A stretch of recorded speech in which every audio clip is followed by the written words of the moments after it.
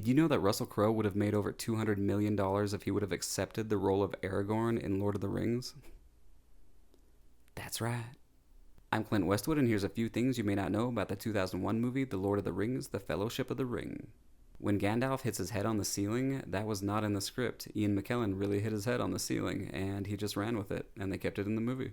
Viggo Mortensen kept his sword on him at all times, even off set, and apparently he was stopped and questioned by the police often.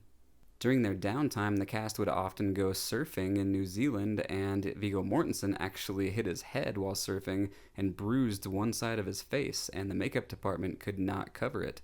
So, in the Mines of Moria scene, he's only seen from one side of his face.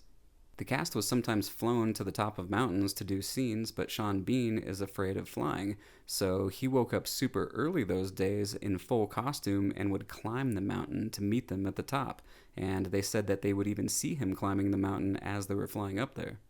After the New Zealand premiere, Peter Jackson joined some of the cast members in getting tattoos. The 9 Fellowship actors got the number 9 in Elvish tattooed on them, while Peter Jackson got the number 10.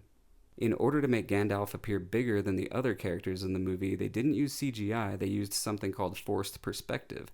That's when they have the character sit closer to the camera than the other characters, making him appear bigger.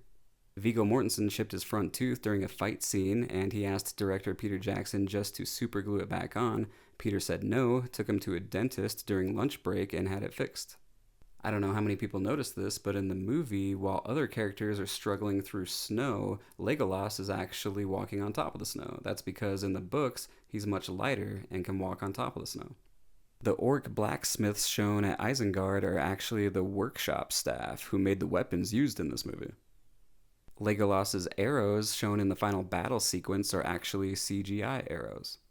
Throughout the movie, you can randomly see Legolas's eyes change from blue to brown. That's because Orlando Bloom's contact lenses would sometimes scratch his corneas, and so he couldn't wear them every day. Sean Connery was offered 15% of the trilogy's gross if he played Gandalf in the movie, which would have ended up with him making over $200 million, but he declined. They offered Russell Crowe something similar if he played Aragorn, but he declined. He later said that that was the biggest mistake of his career.